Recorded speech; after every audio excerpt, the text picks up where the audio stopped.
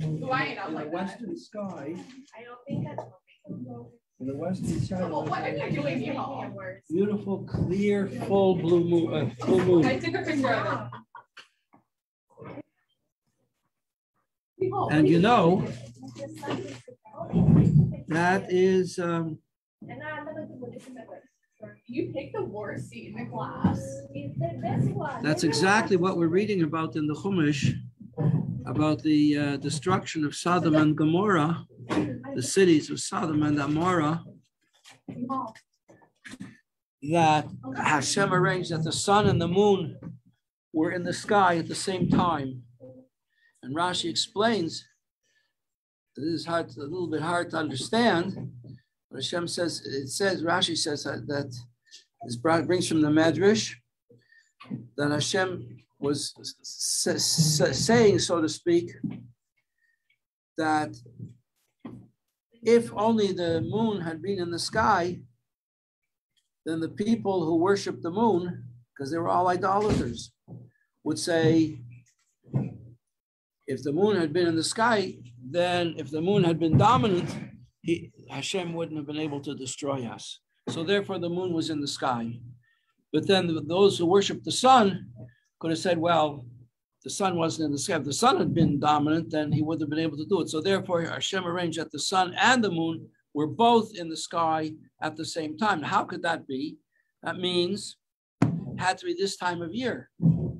Exactly this time of the month. Only which month was it? In other words, the middle of the month, the Jewish month, is always a full moon. The first day of the month, there's no moon. It's called new moon. New moon is when you just see a sliver of the moon. Sometimes people make pictures of Hanukkah menorahs with the moon in the sky. They very often get it wrong, because the first night of Hanukkah, there's almost no moon left. It's the 25th day of the month. It's the end of the month. So the moon is going to look like this on the 25th of the month. But then on the 6th day of Hanukkah, you have a 5th day of Hanukkah, you have a new moon, which is just the first sliver of light like this, with the horns pointing up to the left. That's the new moon.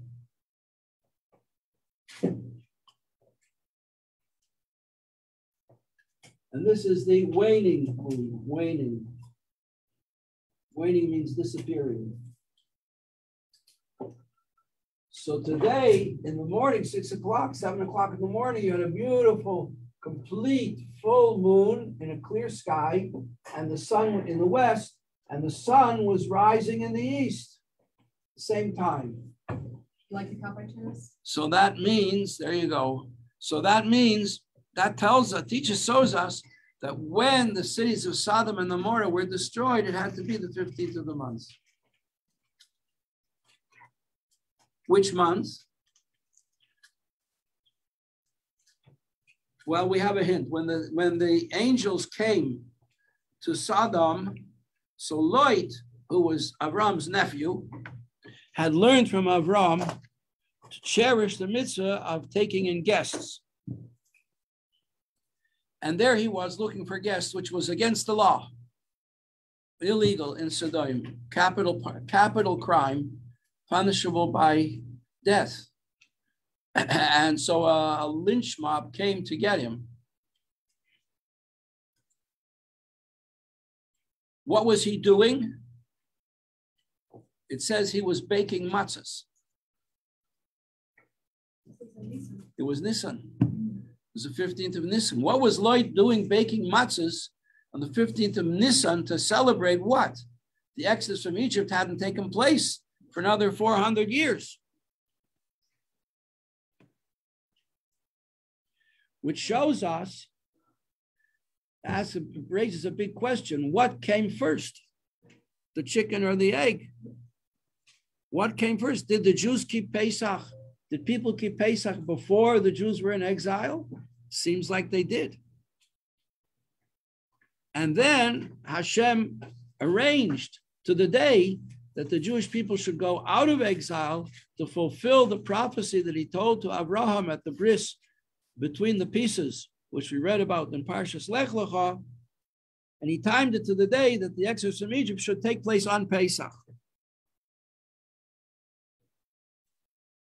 And since this is also the day when the angels came to visit Avram, same day, right? They came to visit Avram, 3 angels. One was to tell him that his wife was going to have a baby. One was to tell him that he should get better, to give him a bracha to get better. And one came to destroy Sodom. 3 angels. Who were they? The angel Raphael means to heal. Came to heal Avram. He also came to save Lot, because saving and healing is the same.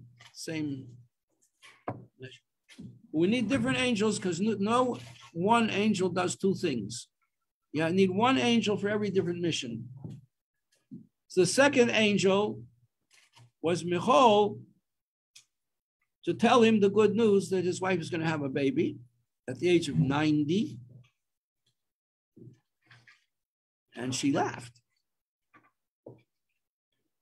in disbelief and happiness. And when the baby was born, she said, Hashem has made a great laughter for me.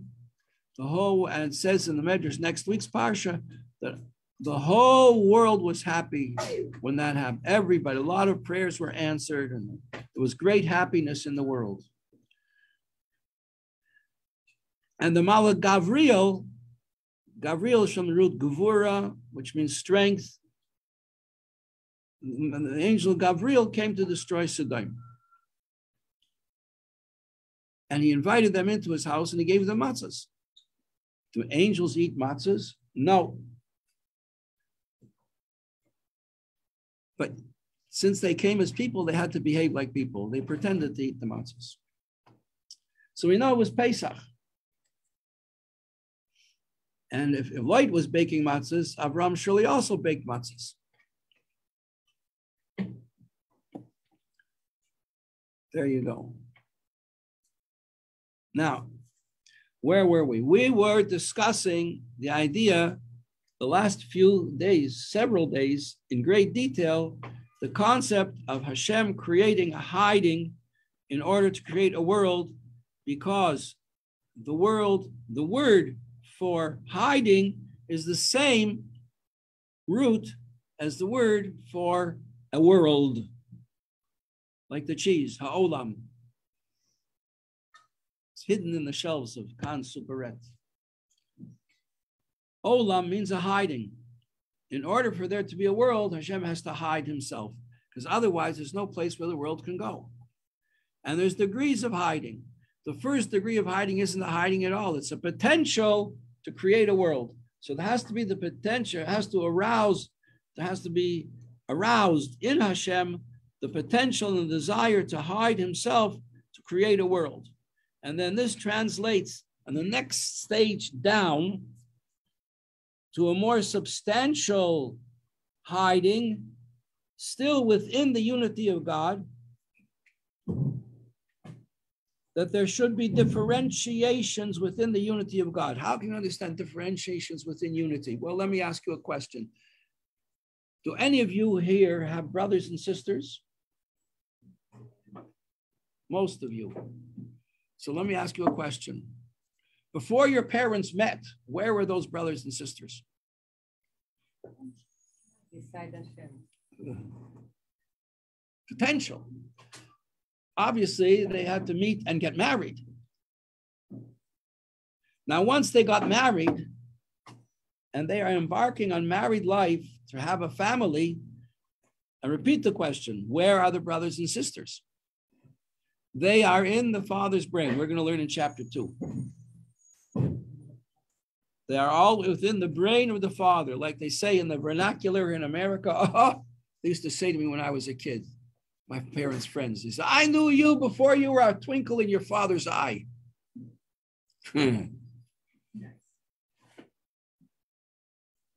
Because you know what, girls, if there's no twinkle, there's no kids. There has to be love.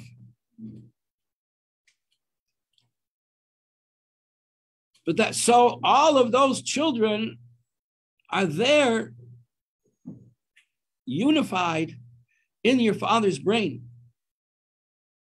And this gives us an idea of what happened before creation, that all the levels of creation, the creation would have to go through all the levels of hiding and differentiation, one from the other. We're all there together.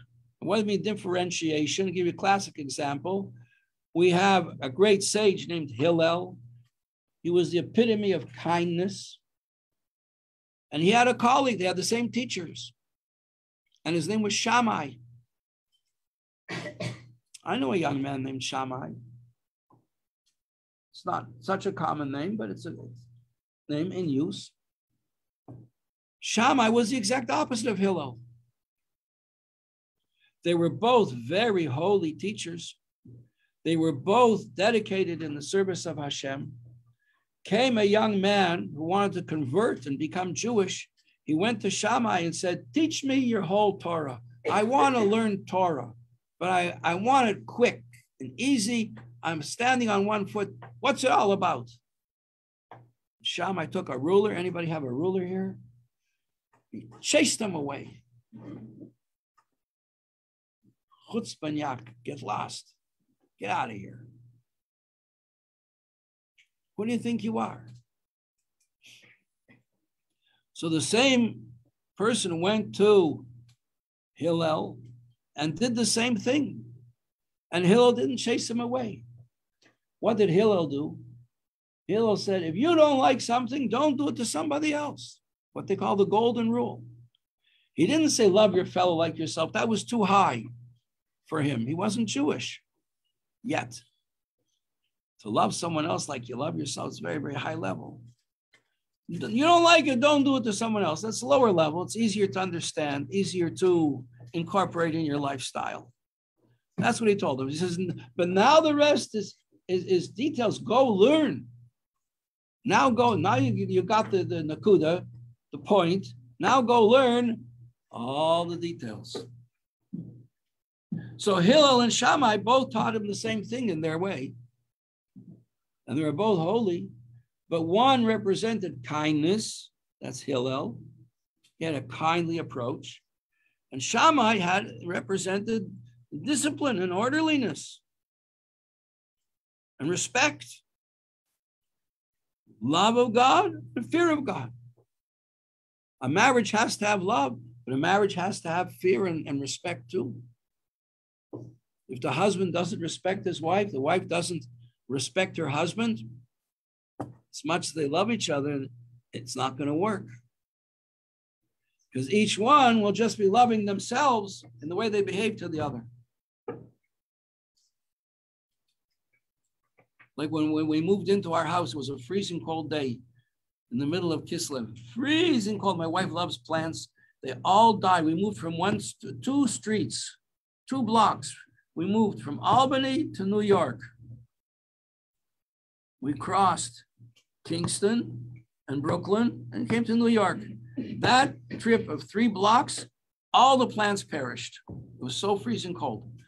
There was somebody that I knew from a different city. He had relocated in Crown Heights and he had a truck and he volunteered to help us. And he saw our house, we had no furniture in it. Oh, he said, I've got a sofa for you, leather sofa. I want to give you this leather sofa. I don't need it. No, I said, we have 2 sofas already. Thank you very much. We didn't arrange it yet, but we have to. No. He wanted to give us a leather sofa. He brought that leather sofa no matter what. As much as we protested, because he wanted to give, but there was no respect. He didn't respect our wishes. And similarly in marriage, a person who just loves without respect doesn't work.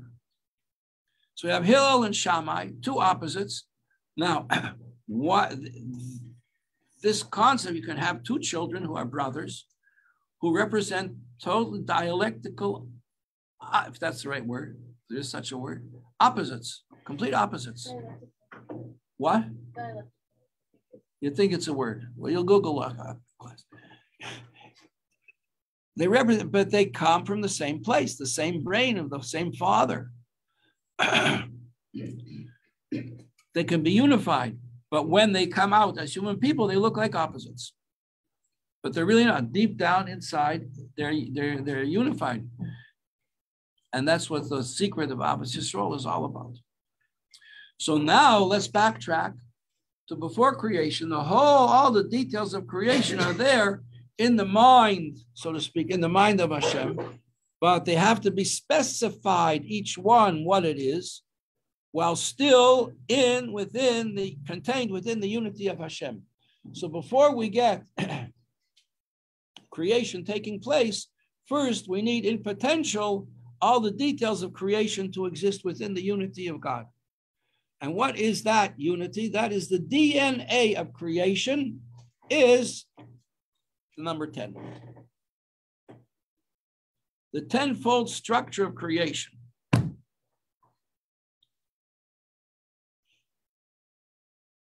Which we're going to learn about in chapter 3.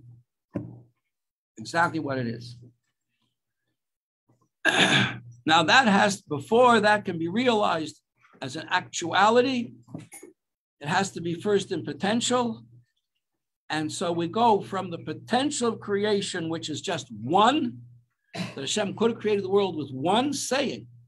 Didn't need 10. It says Hashem spoke 10. Let there be light. Let there be division of the waters. Let the waters retreat and leave lakes and oceans and rivers. And let the land appear. And let there be trees and flowers and plants and herbage, right, growing. And then let there be lights in the heavens, the sun and the moon and all the let there be's, 10 of them. There are 10 let there be's. These are the fiats. Fiat is not only an Italian car.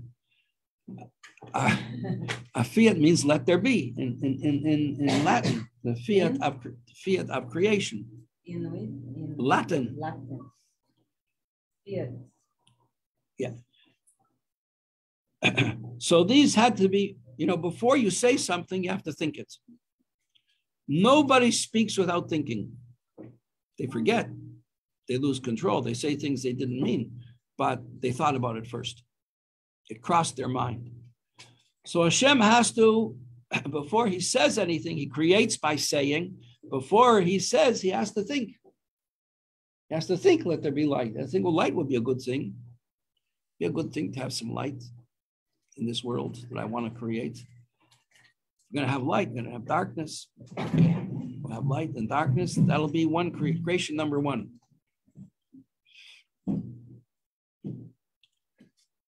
So we have to go from thought, the potential to think, to the potential to speak, and then we're going to come out finally at the end of the whole chain of evolution of life. We're going to come out with actual words of speech. Hashem's words of speech are creative words. He creates by saying. Okay, so we have a gradual development here of something out of the infiniteness of Hashem, which we call something out of nothing. Are you with me? Oh, yeah. You following me? Okay, it's not too abstract. In fact, it's not only not abstract, it's very, very oversimplified.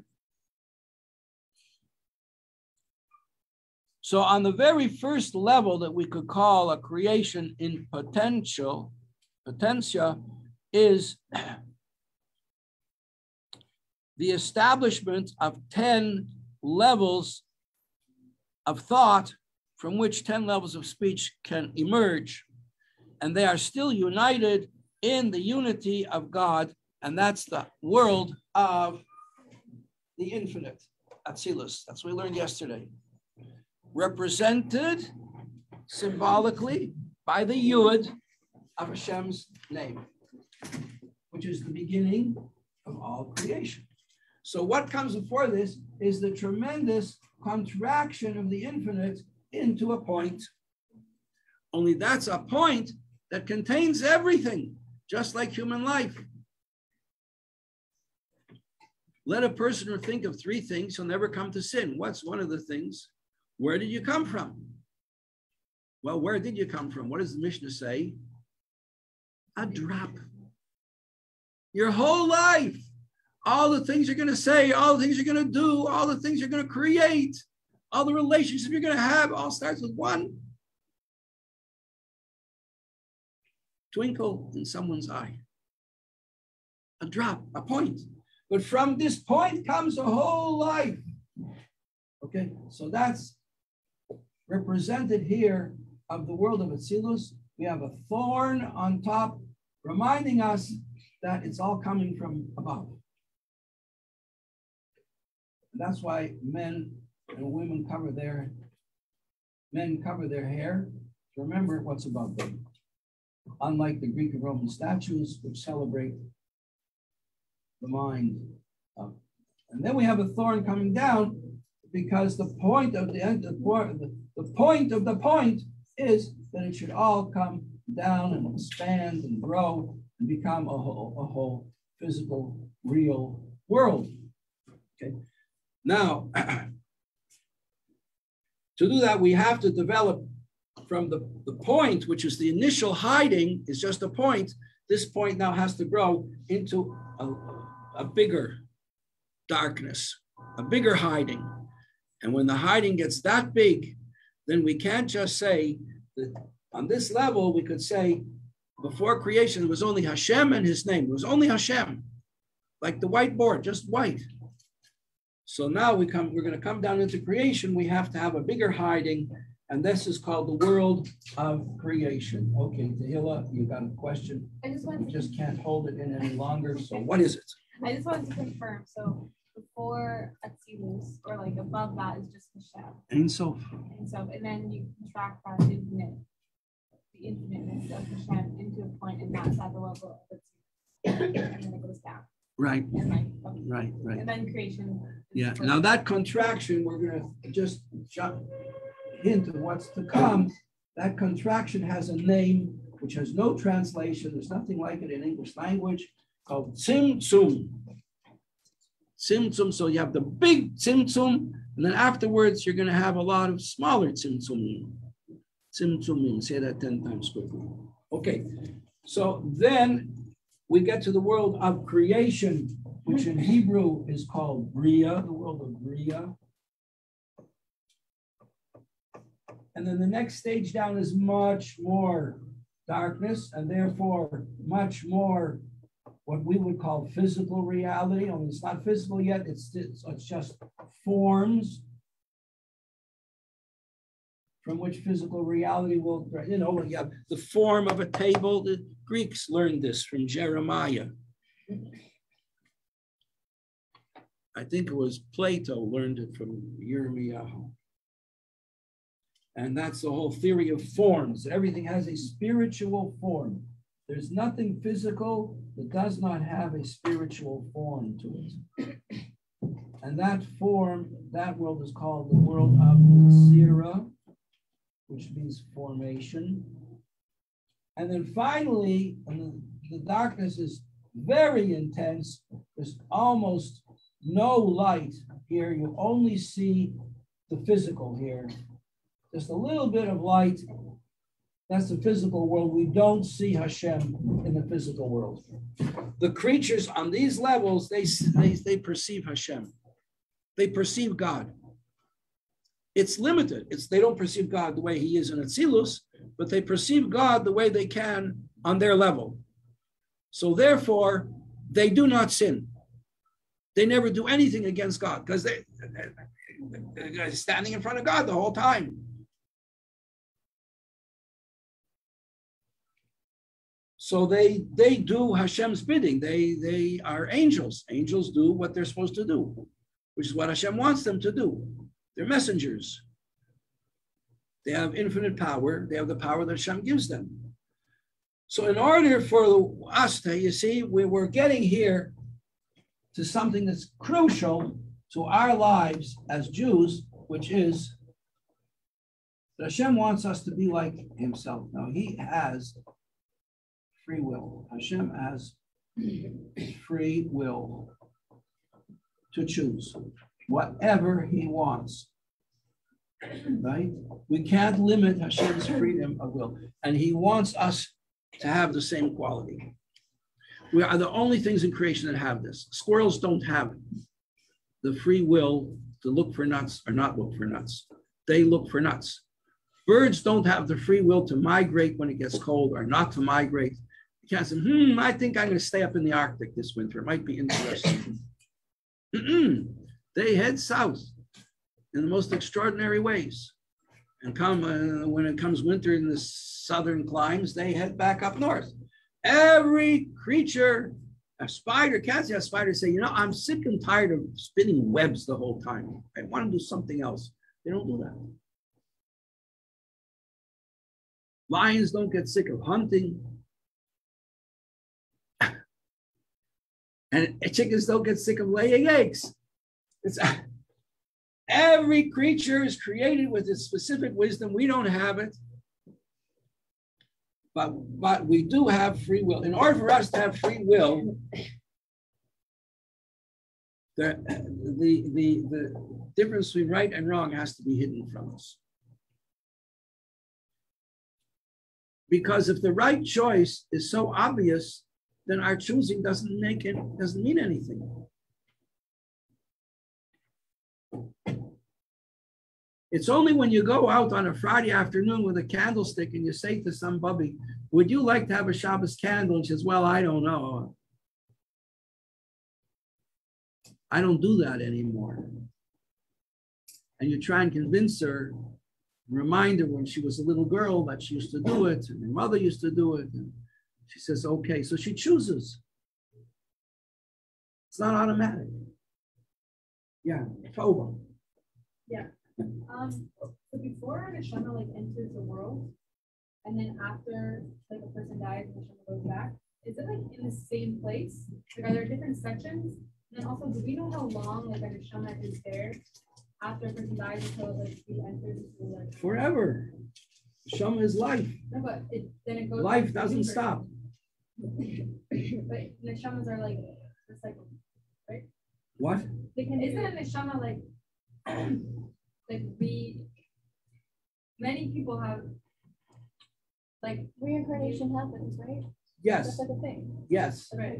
So before a person is born and after they die, are the neshamas all mingling together, or they're different social halls? Very good question. It's let's try and remember the image we used before of brothers and sisters in the mind of their father.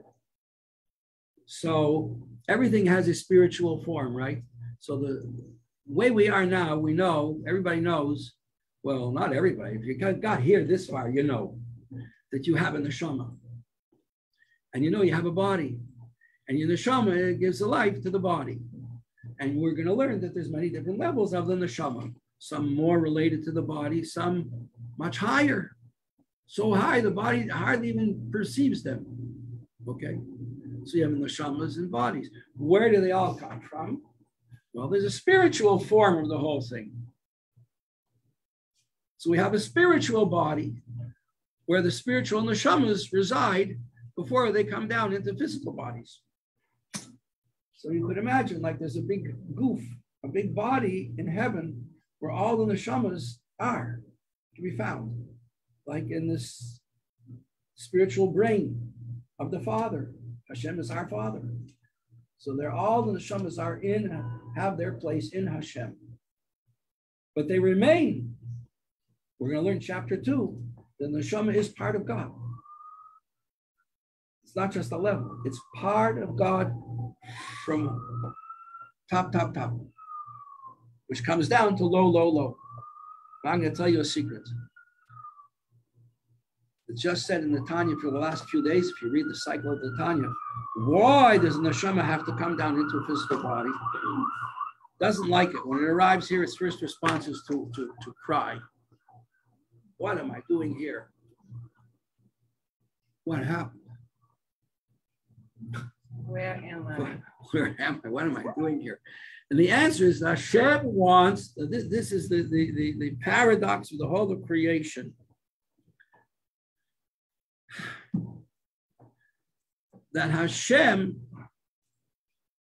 in its essence, is the ultimate of revelation, and he wants to be a king.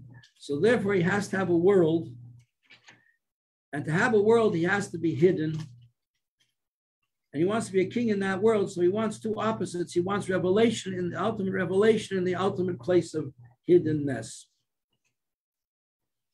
He wants this physical world where he's totally hidden. We don't see Hashem walking around in the streets. We see signs of life. Some of them very interesting, very beautiful, very inspiring. They inspire us to get hints of what's higher. It's not the essence of what the real thing is of reality at all. And he gives us the job to make this world of hiddenness into a world of revelation that's called a dwelling place for God. To make the world into a palace for Hashem, Hashem's palace. So in a king's palace, everything is going to tell you about the king. You have paintings, you're going to have furniture, you're going to have architecture, and it's all going to reflect the genius and the wisdom and the wonderment of the king. That's what Hashem wants the world to be. But for us to do it, angels can't do it. Angels can't light Shabbos candles. I said yesterday, angels can't bench lulav. To do that, you have to have a physical body. And the physical body comes here from this darkness, where Hashem is not revealed. But that gives us the power that the angels don't have to do mitzvahs. Angels can't do mitzvahs. And all the mitzvahs we do are with physical objects, because that's our task, to reveal the essence of life in all the physical objects and make them into the details of the palace of God. Yeah, that's the whole course in a nutshell. Oh, speaking of sport, nuts. What if the squirrel takes that nutshell? What? What if the squirrel takes that nutshell? Do we lose it? If the world takes the nutshell? No, if the squirrel takes the world. The squirrel, yeah, that's called the Yetzer Hara. We have to fight against the Yetzer Hara the whole time. The squirrel should not steal the nuts. Right, and we shouldn't forget where they are. They're all over the place. That's right. Wherever you go, the world becomes very exciting because we are finding not just nuts, we are finding sparks of those nuts are sparks of godliness. Yeah. Okay, so there we are. This is the whole thing. Now we can understand this is the highest world corresponds to the Yud. So the world of Bria corresponds to the K, the second letter of Hashem's name. We have the Yud. Then we extend the Yud, like we said before. So we have a Yud K. Then we draw it down. Notice every letter begins with a Yud. And then we replicate the K on a lower level.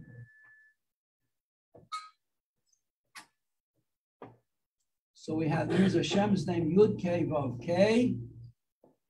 This is the creative name of God that gives life to the whole world and brings it into existence out of nothing, which corresponds to these four levels. It doesn't just happen by accident. And we spoke earlier in a class about so many different things in Yiddishkeit are connected with the number 4. It's all related. So we also learned that there are 4 basic elements: fire, water, air, and earth. Now don't ask me how each one goes.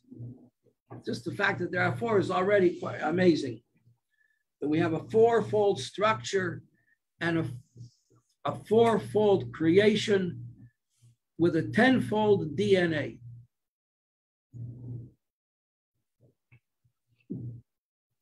Okay, and spider on the mirror, we have equal and opposite. The power of hiding here comes, that's the shell. Okay, klippa. So in the world, we have a whole world of klippas, which is the opposite of the world of holiness. So here we have 4 worlds of holiness, 4 worlds of Hashem's creation. We're going to have 4 levels that hide God's creation. And just like the highest level here, Atzilus, is one with God, So we're going to have 4 levels. The highest level is called Noga, which means it has the potential to shine. Now this level of Klippa, called Klippas Noga,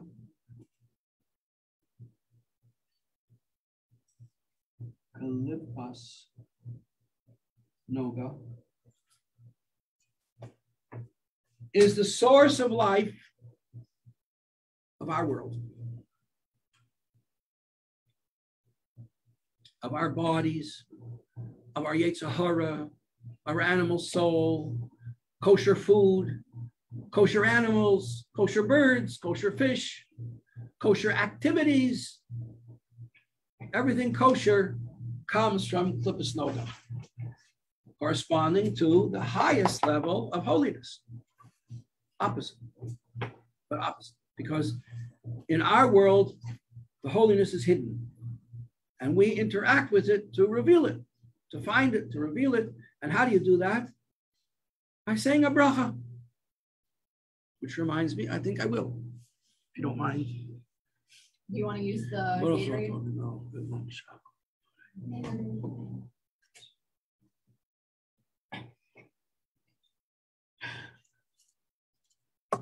You know,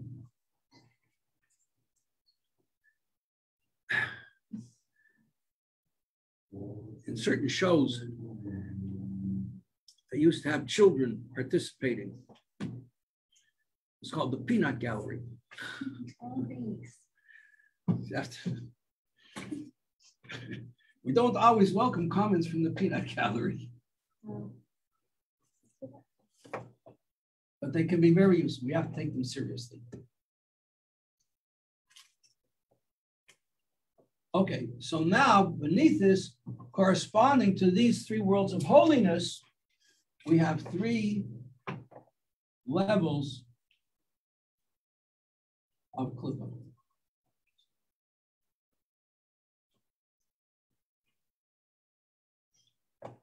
And everything in the world gets its life from these 4 levels altogether.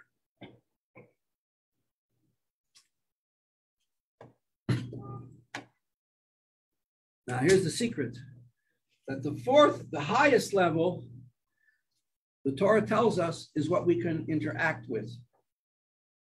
We can use it in the service of God. Money earned in a kosher way, without stealing, without oppressing people, without taking advantage, kosher money, and you give 10% or more, 20% or more to charity, now it becomes kosher for you to use it.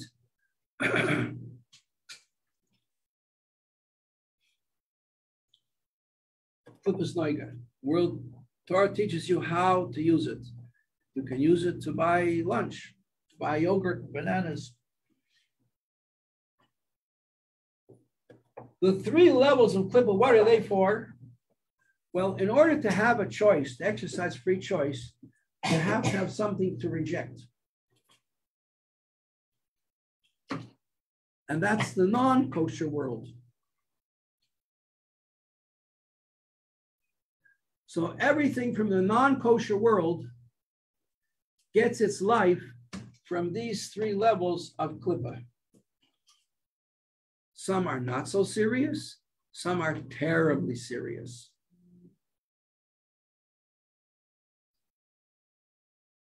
So some people look at the Torah as so many thou shalt nots as very restricting, but the truth of the matter is, it's not restricting. It's a GPS. Tells you, don't go there. Don't go there. One thinks of these 2 poor soldiers who made a wrong turn in the road, and they ended up in an Arab town, and they lynched them. They lynched in the most horrible way. So the Torah tells us about places not to go, because you cannot use them in your service of God. You use them by avoiding them. So it says, don't eat this food. It's not restricting you. It's saving you. Because the whole idea of interacting with Klippus Noiga is to elevate, to discover the spark, the nut inside the shell, and to liberate that life, that it can return to its source. But there are certain things, if you try to liberate them, not only you won't be able to liberate them, the life force in them is so powerful that they will drag you down. They will contaminate your vision and make you insensitive in your heart. So Torah says, don't go there. And this is the source of the negative commandments. So this is the source of the positive commandments. This is the source of negative commandments. Yeah, Ariel. What about when you've like been there, like seeing things that you're not supposed to see or done things you're not supposed to do? And how do you what do you do with it? Yeah, how do you get rid of the pain or the trauma? The fact that you even feel that way motivates you to be better. And since that negative experience is now motivating you to be better, you make it positive. It becomes a positive force. And the opposite is, if a person says, well, I'm just going to go to this show on Friday night because I really want to see it. I don't have any other time. And I won't do it again. I'll do tshuva. So it says that they never give him the chance not to do tshuva. Because tshuva became his whole rationalization for doing something wrong. I'm just going to go with my friends out for a non-kosher meal. Just this one time. It's a business meeting. I really need the contacts. And then I'll eat kosher the rest of the time. He's on a slippery slope downhill because the fact that he ate kosher, non-kosher now is preparing him to eat more non-kosher. So that the negative thing becomes a motivation to do more negative things. And the only way out is to turn around, to stop and go the other way. And when you do that, and you have that bitterness in your heart that you just described, then the negative thing you did becomes your motivation for doing good and for helping other people to do good. And so then you transform it and make it good. No.